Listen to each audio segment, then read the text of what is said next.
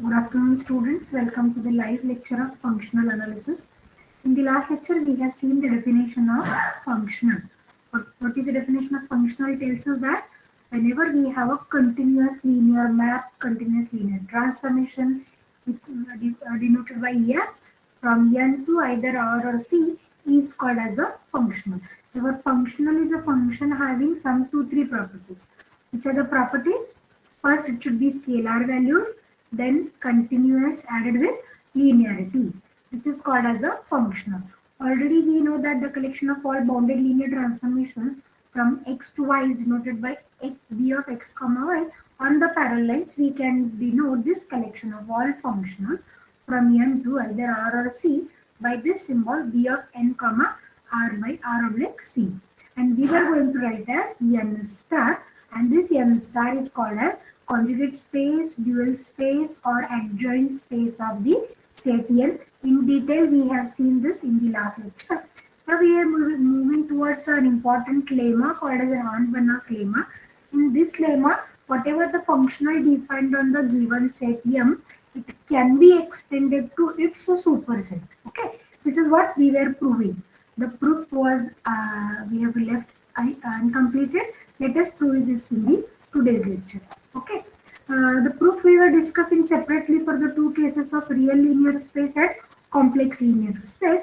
Before that, we have denoted the set M0 to be the space surrounded by M and X0, where the every arbitrary element can be represented by M plus alpha X0. Right? Then, considering the real nonlinear space, we have defined a function F0 of omega by f of M plus alpha R0. I have told you the reason why it was defined like this, right? Now, then we have proved that this function f0 is linear.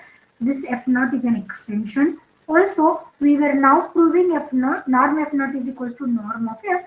The first inequality, norm f0 is greater equal by norm of f. We have done already. Now we were moving towards norm f0 is less than or equals to norm of f. To prove this, we have started with two arbitrary elements x1, x2 in the given subspace M of the linear space N, and then we have considered the term fx2 minus fx1, and then we have adjusted x0 in that.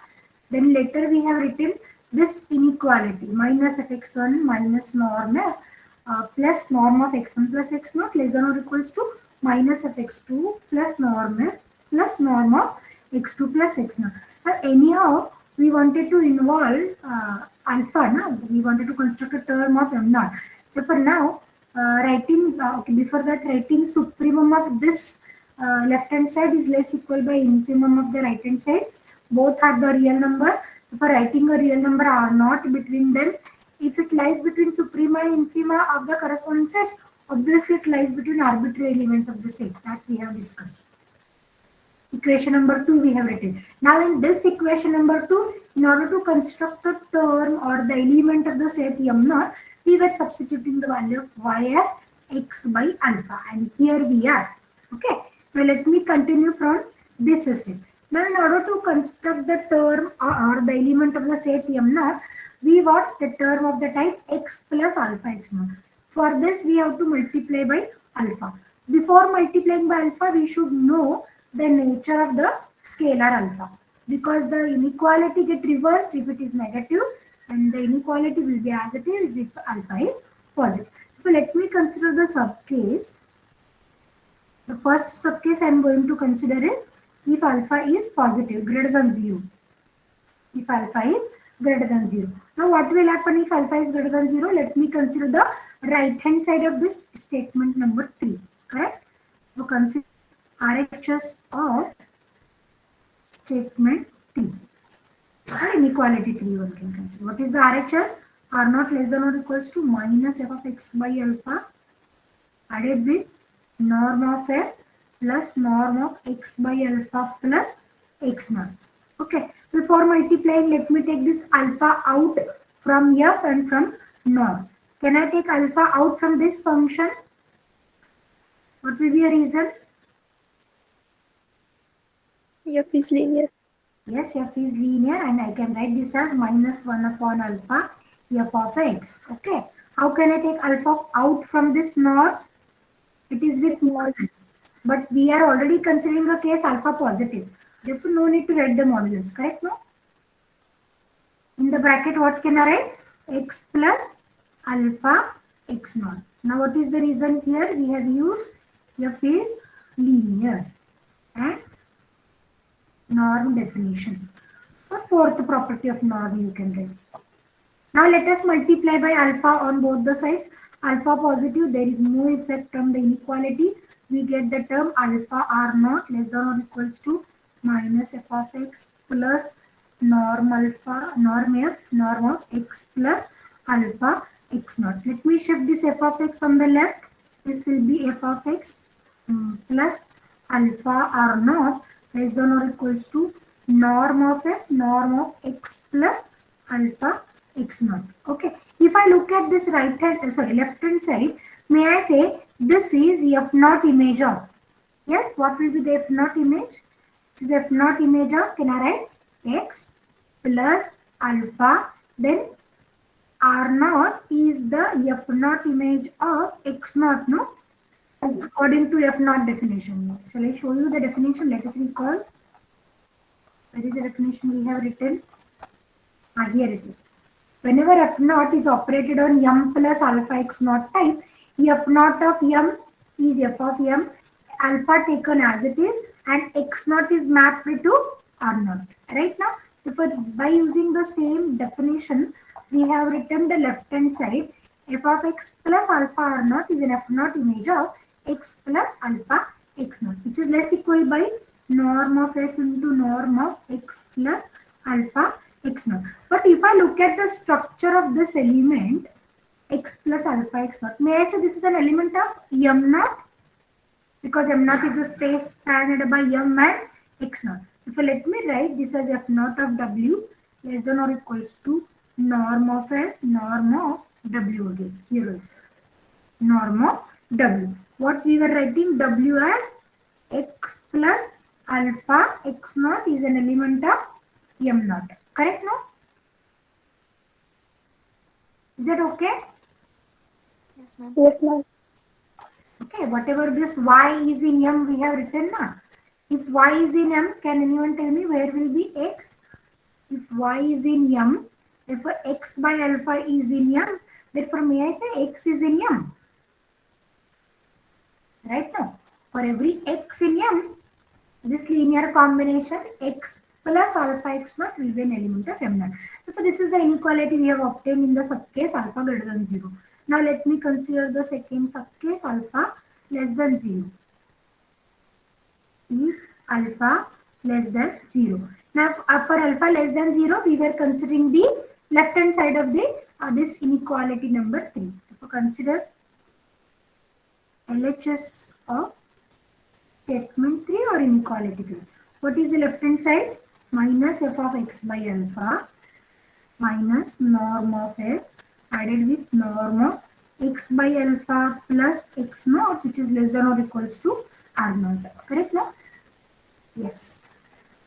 Now next step. Can I take alpha common here? Can I take alpha out here? Yes, ma'am. Knowing linearity of f. How can I take alpha out here?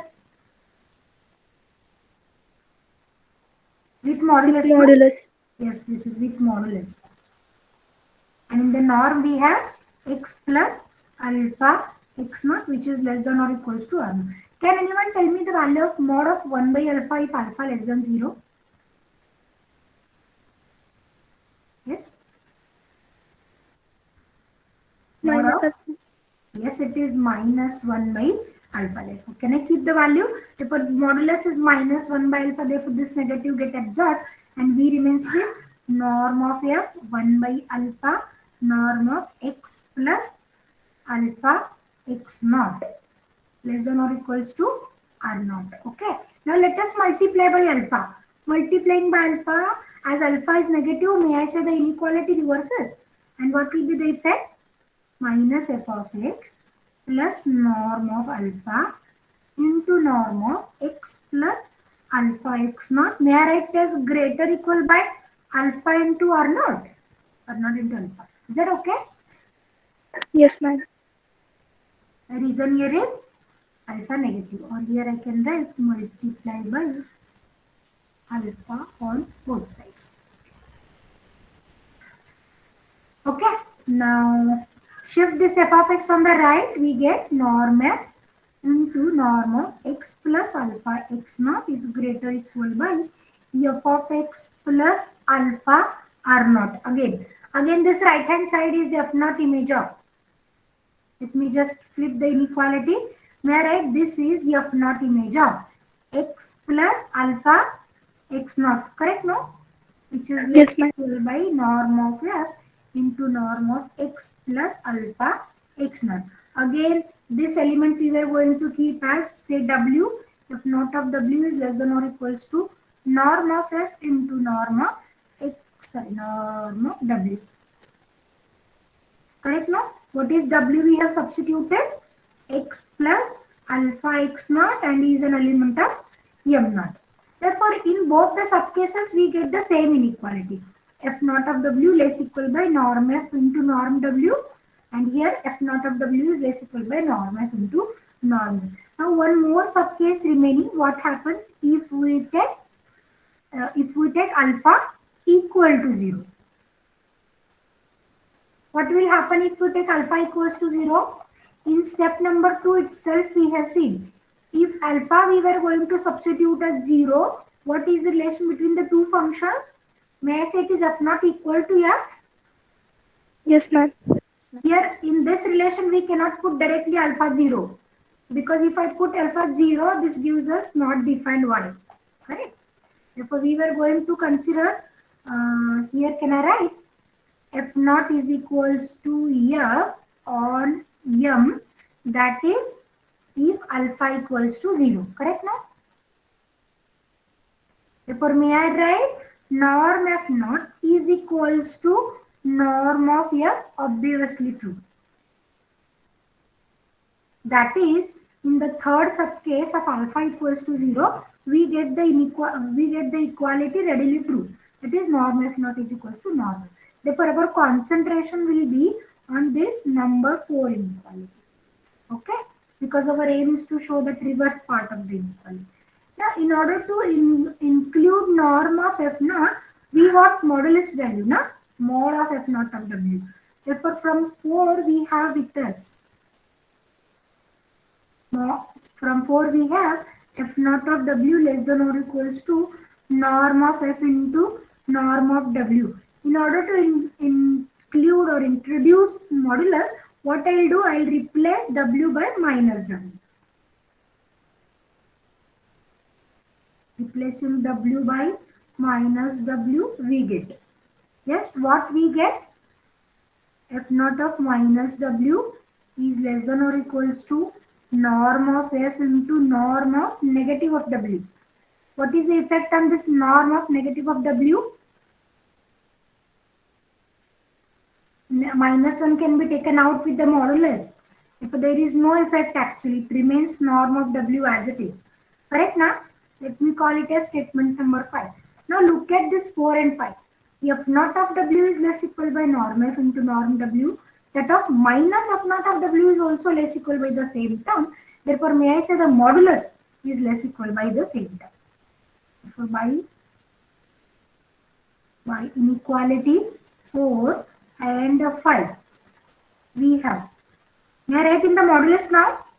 Mod of f naught of w is less equal by norm f into norm of w. Okay. Now, how can I find out norm of f naught?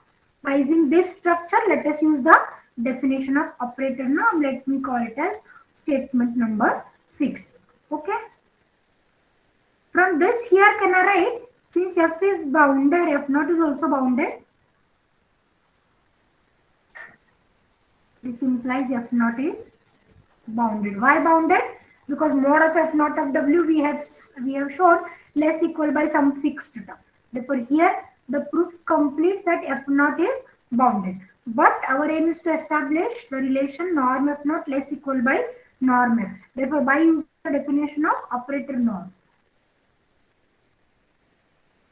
By using the definition of operator norm, how can I write norm f naught value?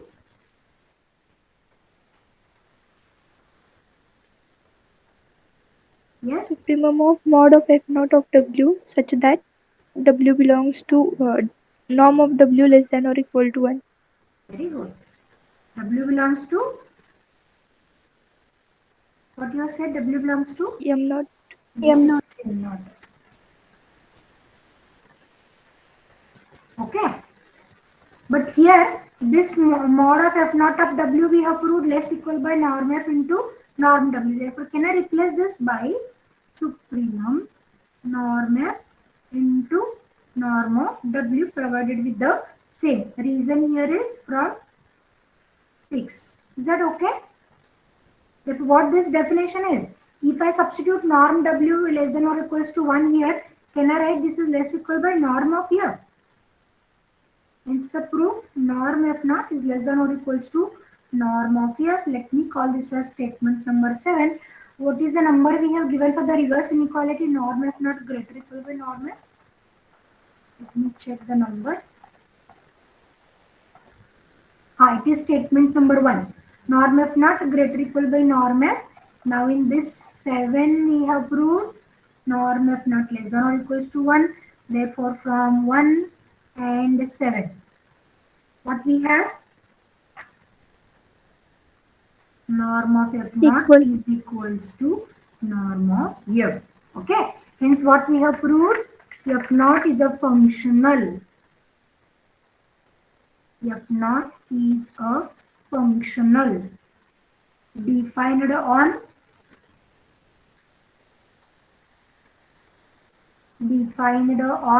m naught such that norm of f naught is equals to norm of f. That is case 1 we have completed. The result we have shown true for real normed linear spaces. Correct now? Here, case number 1 I have written for k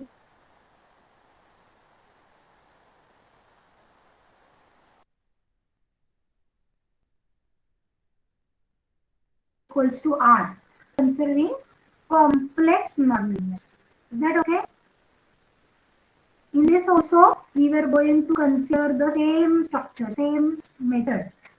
Okay, what we were going to do? We were going to define a functional, okay, on the corresponding linear space M. Okay, then we were going to have its extension, and we will prove the extension is satisfying the properties linearity and norm f naught is equals to norm f and boundedness. Again, that boundedness will be covered in the third step of norm f naught is equals to norm of f. Okay, let us start then. Okay, here that is n is complex normed linear space. Okay, therefore what kind of function will be we have with us? Yes, it is complex valued. Correct now? Let f be a complex valued. In previous case we have written this to be real value. Complex valued linear functional defined on subspace M, capital M of capital N. That is small f is a functional we were defining from M to C. Correct now? M to C. As this functional is complex valued, can I write this f as G plus IH? Complex structure we were going to write. Okay, that is f of x we were going to write as g of x plus I into h of x, where g and h we were considering the real valued functionals on real linear space M. What I'm going to do, a complex valued functional we were going to write as a complex combination of two real valued functionals, where g and h are real valued functionals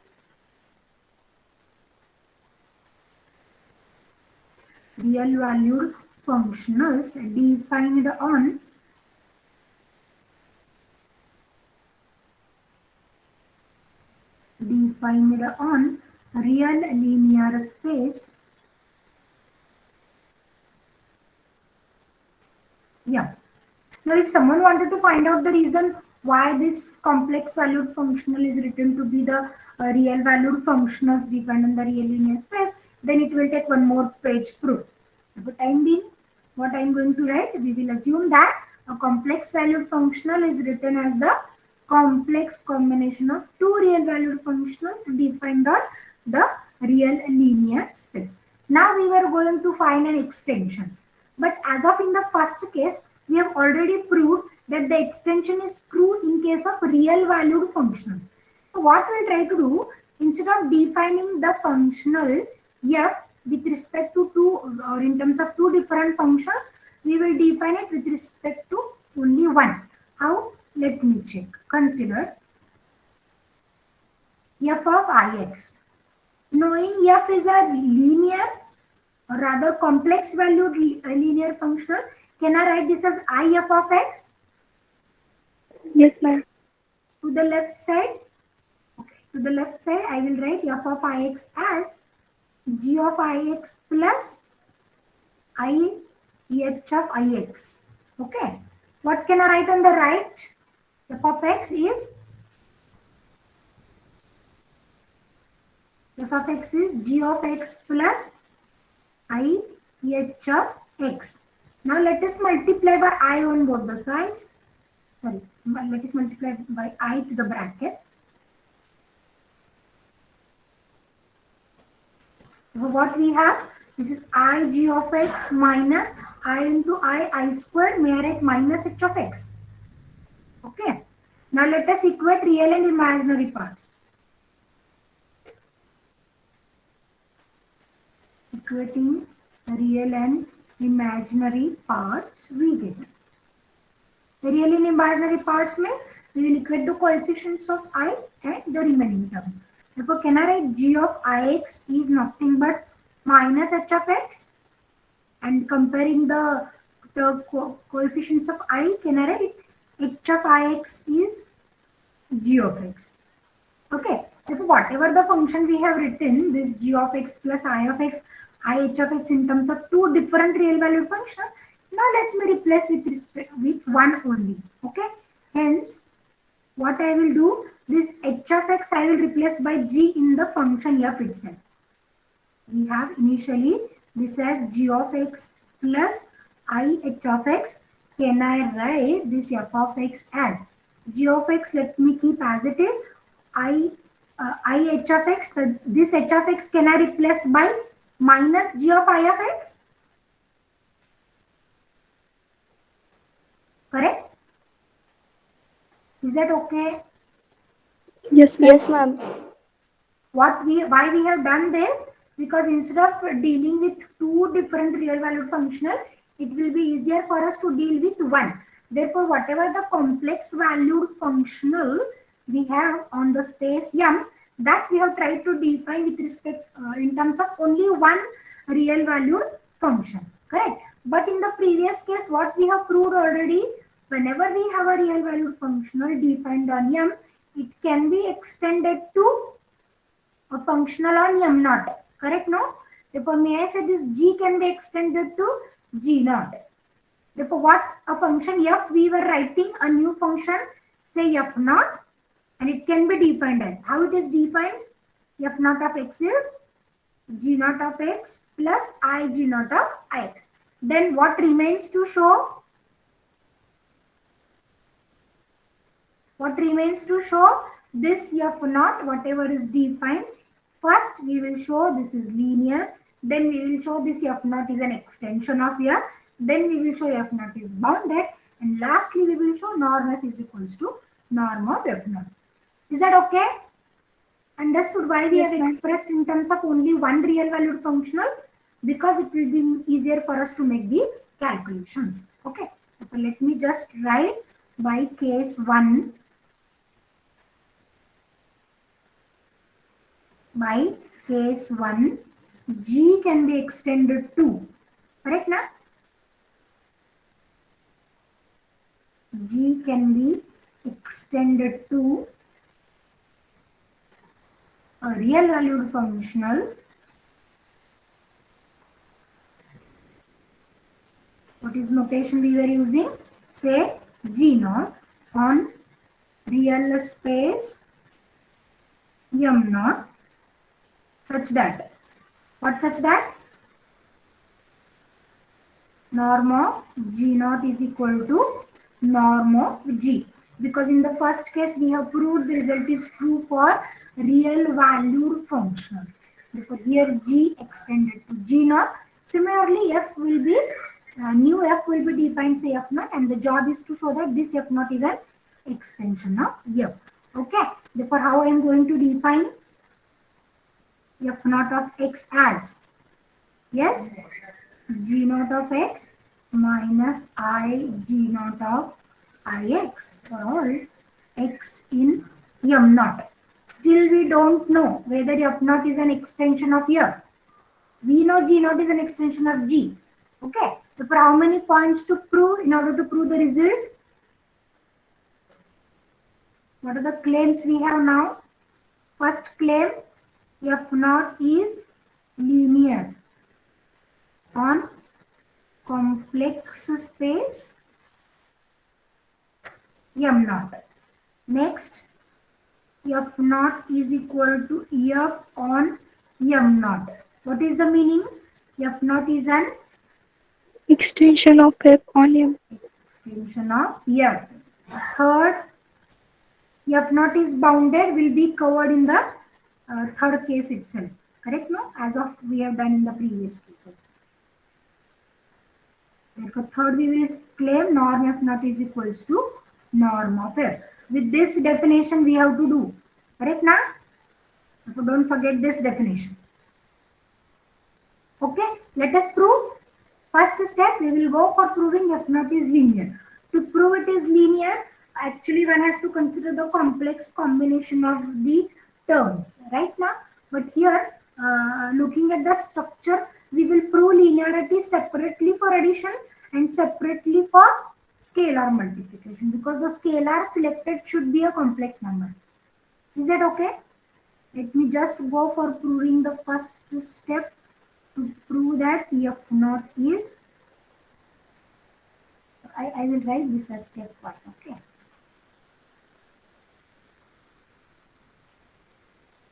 Step 1 of case 2. To prove that F naught is linear. What I told you, looking at the definition, as the scalar selected to be a complex number, we will prove linearity separately for addition and separately for scalar multiplication.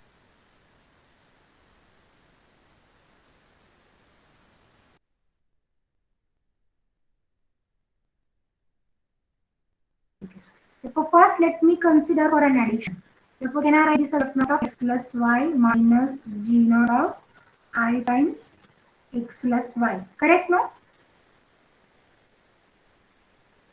Which I can write G naught of X plus Y minus I G naught of Ix plus Iy. Okay? But next thing we know, G naught is a functional depend on the real linear space.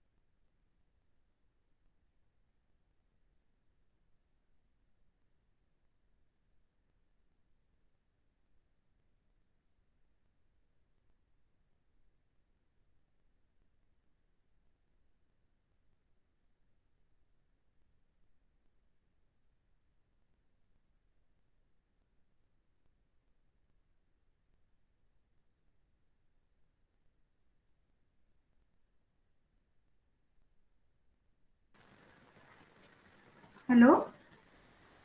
There is a network issue because I lost the connection. Whether I am audible now? Yes, ma'am. Yes, ma'am. Let me just share the screen. Okay, here we are.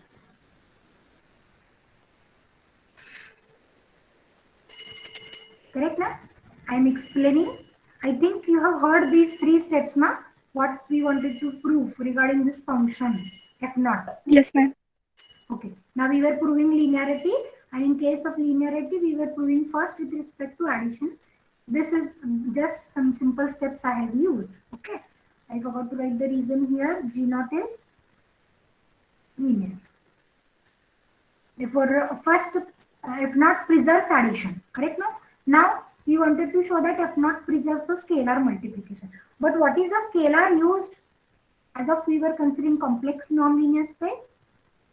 Complex number. Now it's a complex number. Therefore, I will write the scalar of this type. F naught of a plus ib into x. And what is the job? What is the aim to show? This is equal to a plus ib times f naught of x. Okay. Let me write the definition in terms of g naught. This is g naught of a plus ibx. No? This is g naught of a plus ibx minus I g naught of ix. Okay, this is I into a plus ib into x. This is the term we have. Okay, next. Let me just write this bracketed term as ax plus I dx minus I g naught of. Let us multiply by these I and x to the bracket. That's what we were getting.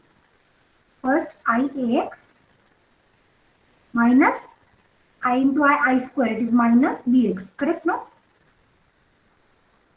Yes, ma'am. Next, let me just separate using linearity of g naught. This is g naught of x. Okay. Can I take this real scalar out as this g naught is linear on the real linear space? Yes, ma'am. For this real scalars I can take out, but I cannot take this imaginary term out. Correct now? Therefore, can I write g naught of x plus b I can take common. Then into bracket g naught of ix. Here also the same thing we will do. Okay. G naught of, yes, A into G naught of Ix. IA G naught of ix. Then b, can I take b out? Yes, ma'am. Minus minus plus I b G naught of x. Okay, I'm just writing the reason again. Real scalars can be taken out.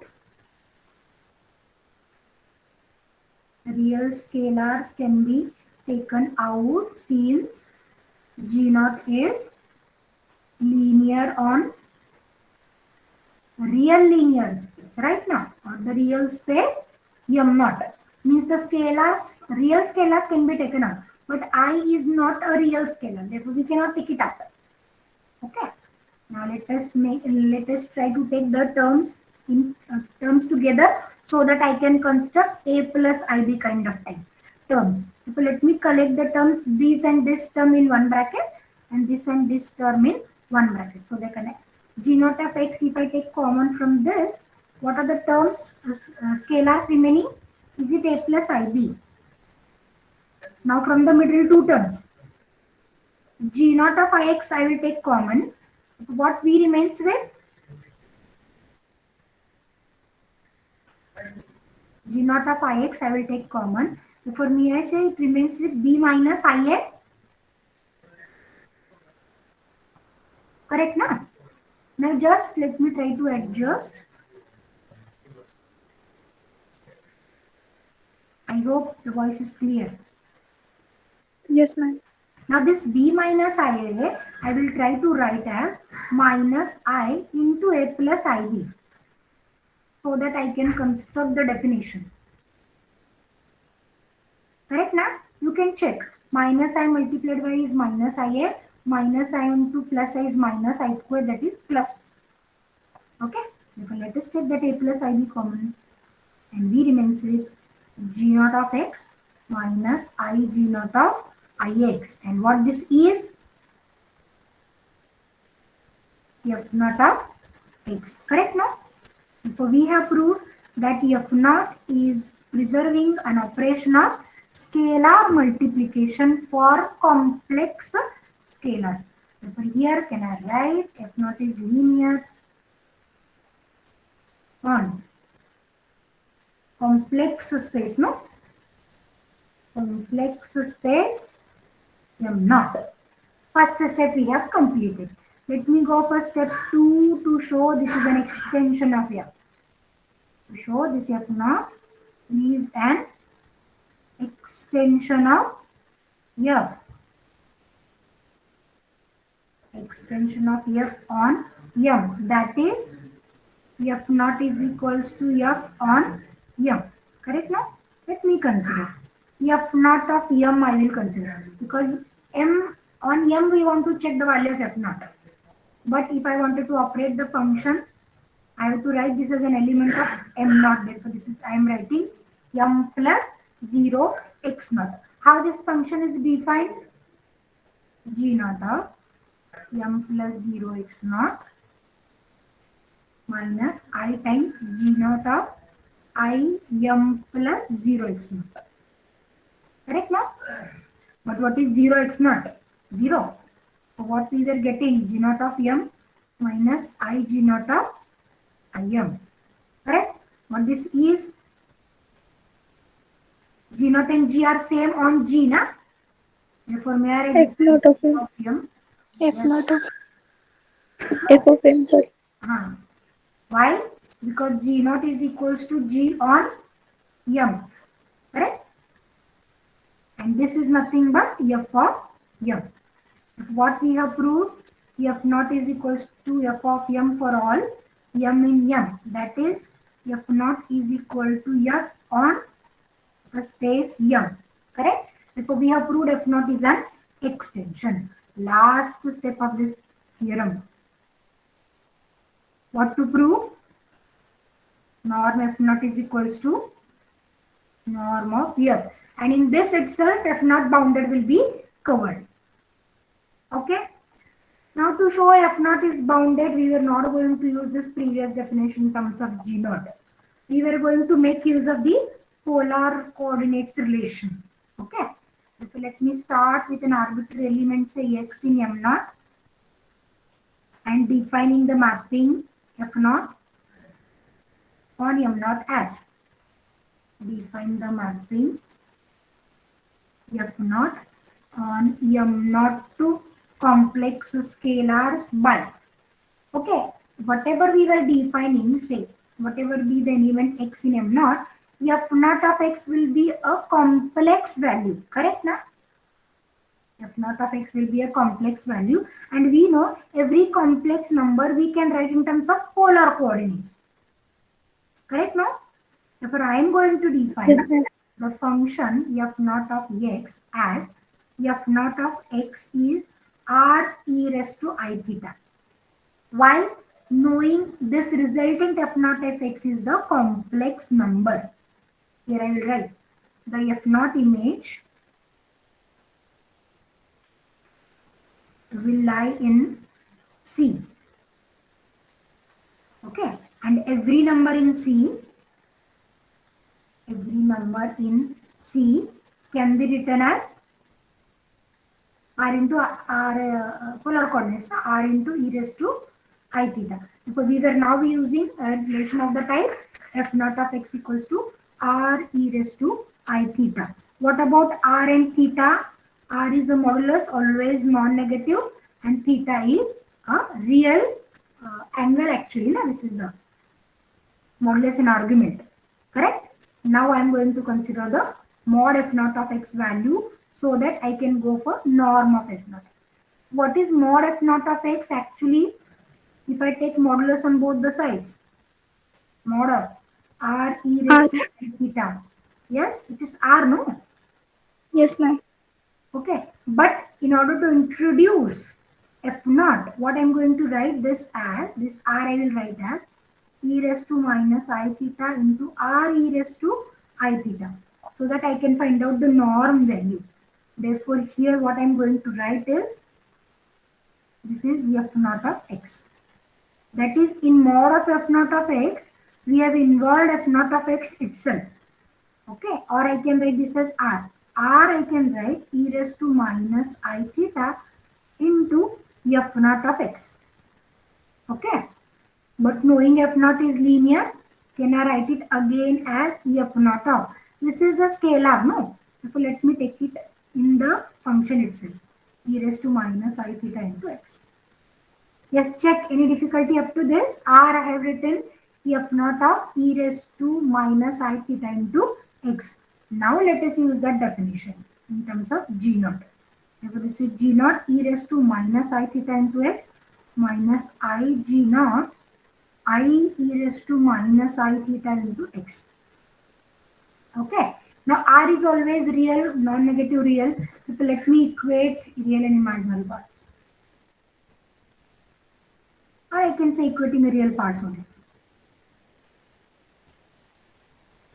What I'm getting r as g naught e raised to minus I theta into x. This is a complex part here. Okay, therefore I'm not going to write. R I have obtained in terms of g naught. Why in terms of g naught? Because for g naught we know norm g naught is equals to norm g. Correct, no? Okay. Now I can write, since g naught is a real valued functional. Real valued functional. Therefore, can I say g naught is bounded? If g naught is bounded, how can we write this g naught? Therefore, see, I am writing r equals to g naught of e raised to minus I theta. This is less than or equals to norm of g naught into e raised to minus I theta into x. Is that okay? Knowing the function g naught is bounded. Therefore, this is r less than or equals to norm of g naught. What is this norm value? What is the modulus value of e raised to I theta? If I take it out, mod of e raised to minus I theta into norm of x. Correct now? Therefore, this is norm of g naught. This always 1. Therefore, we have norm g naught is equals to norm g naught into norm of x. I hope I am not confusing you. Okay. Yes, ma'am. Therefore, r is mod of f naught of x, which we were writing less than by. Now I am writing norm g. Reason, norm g naught is equals to norm of g. Okay. What is the relation between g and f? Can you tell me? Here only I will write.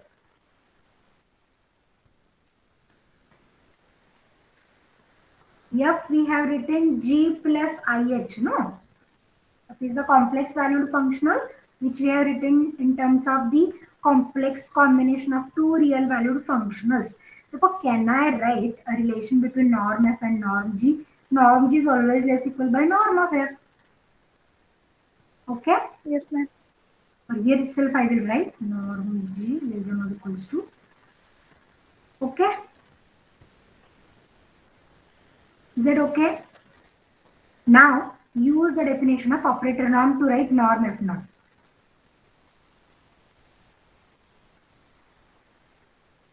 What is norm f naught? Supremum mod of f naught of x. Wait a minute.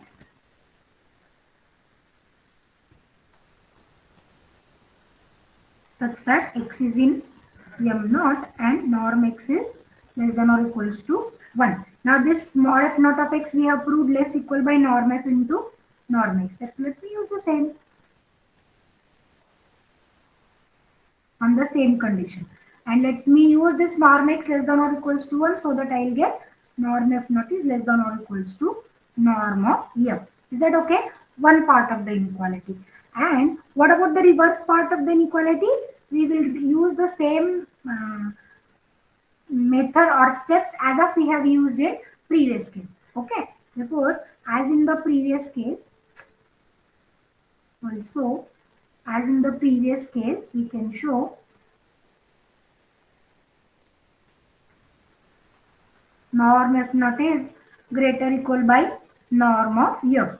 Thus, what we have obtained, norm F naught is equals to norm of F. Can I show you how it is in the previous case? Let me just show you. In previous case, the first part of the inequality we have proved by using the definition of operator norm. Right now, see this one. Equation number 1. We have written norm F naught is supremum mod F naught of x. X belongs to M naught, norm x is less than or equals to 1. Then we have changed the underlined set so that the relation becomes greater equal. Then mod F naught is F on x for all x in M. Therefore, we have written this. Right now, I can write here from 1.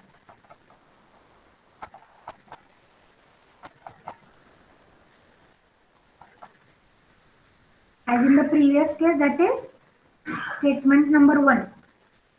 Okay, therefore we have proved. What we have proved, this implies F naught is a functional defined on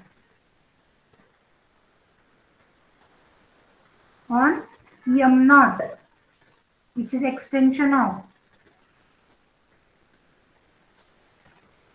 F, such that norm F naught is equals to norm of F.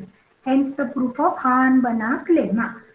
Any difficulty if you have, you can ask me. 2 lectures we have spent in order to prove the lemma. Still we have to go for the main theorem also. Okay?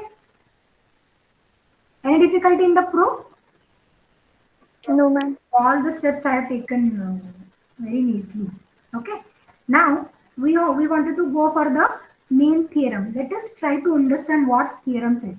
The theorem wanted to tell us regarding the existence of functional on the whole linear space. Okay, just look at this. This is the non-linear space N we have. This is the subspace F, M we have, on which a functional F is defined. In the lemma, we have shown that for any arbitrary element x naught in N, not in M, we have formed one more space spanned by M and x naught. And we have denoted by M naught. In the lemma, we have shown that this functional F is extended to a functional F naught on M naught, so that both the norm values are same. Now the question arises, can we extend the same functional to the whole space N? Is the question. Okay. Now one may have an idea. Let us repeat the theorem for M naught. Let us repeat that lemma for M naught. That is, select one element, say x1 in N, not in M naught.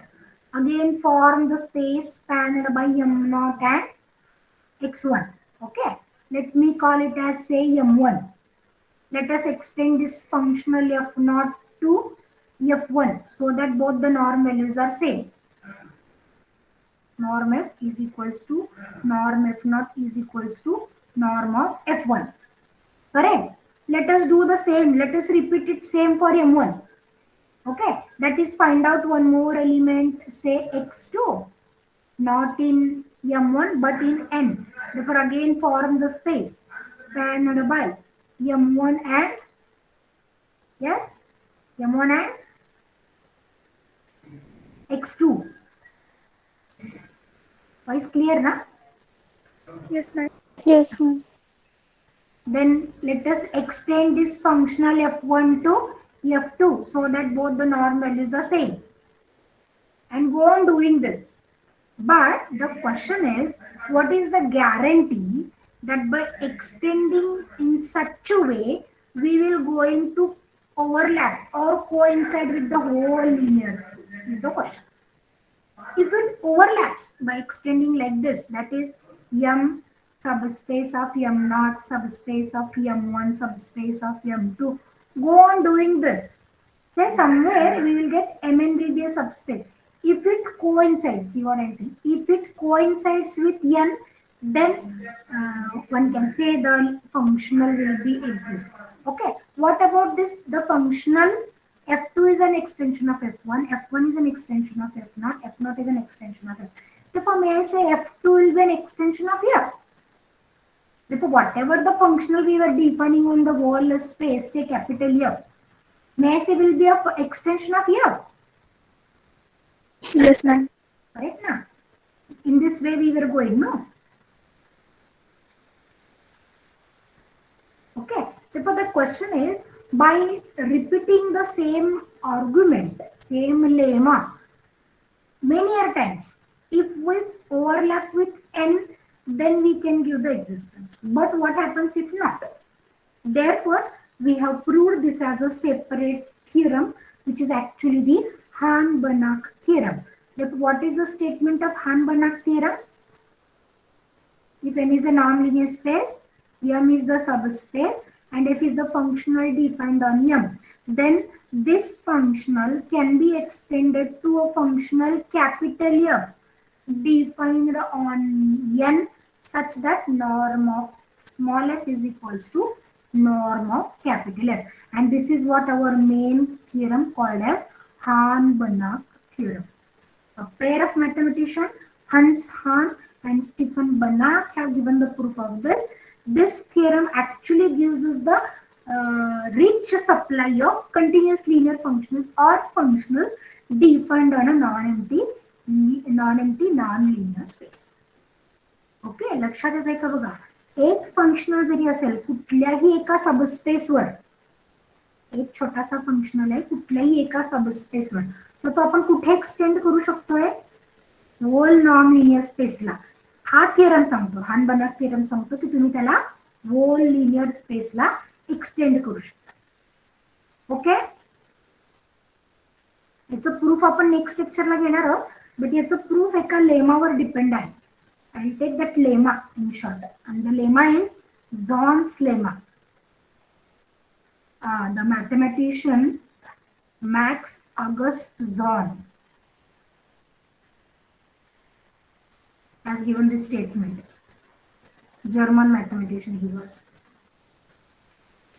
The life tenure is June 1906 to 9 March 1993.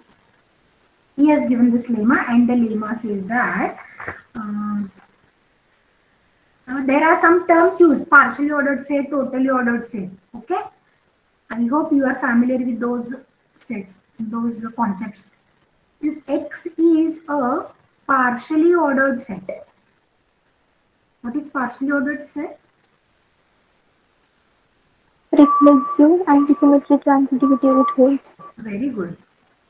If X is partially ordered set in which every totally ordered subset, totally ordered subset, which is also called as a chain, has an upper bound,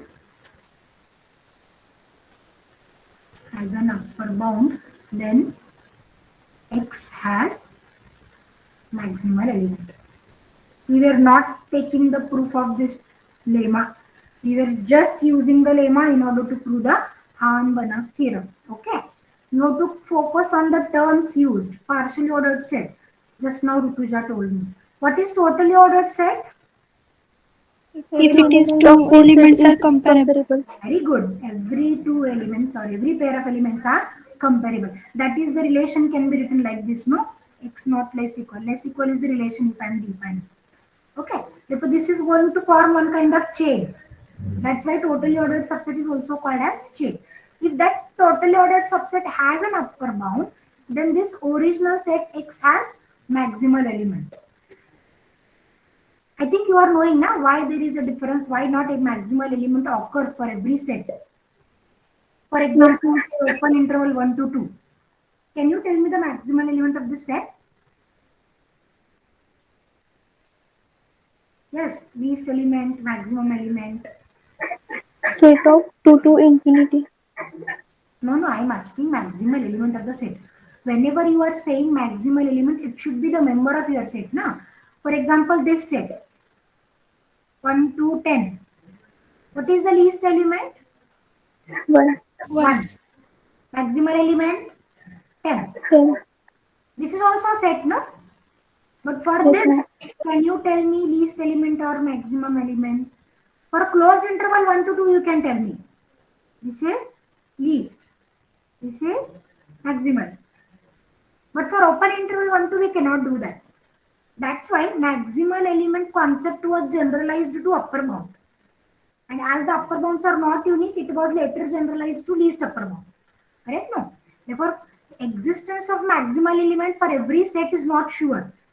But this lemma gives us the guarantee for the existence of maximal element, and the condition is every chain has an upper bound. Here you can check, no. If say this is the chain in the partially ordered set where it has an upper bound, say capital M, then what will be the maximal element of that set? M. Yeah. Correct? No. This chain has an upper bound M. This will be a maximal. Right? For this lemma we are going to use in order to prove the Hahn-Banach theorem. Let me stop for today. If you have any difficulty in today's lecture, you can unmute yourself and ask. Concept समजणं महत्वाचं आहे बघा, मी जे सांगते नाही की असं करत जायचंय मग तो एम ला कोइन्साइड झाला पाहिजे वगैरे. Concept understanding the concept is important. आणि पुढच्या थेरम मध्ये आपण स्टेप बाय स्टेप जाणार आहोत, या थेरमच्या वर्डिंग्स नुसार जाणार आहोत प्रूफमध्ये. Okay. Yes, any difficulty if you have, you can ask. No, ma'am. No? Let me stop then. Thank you for being with me.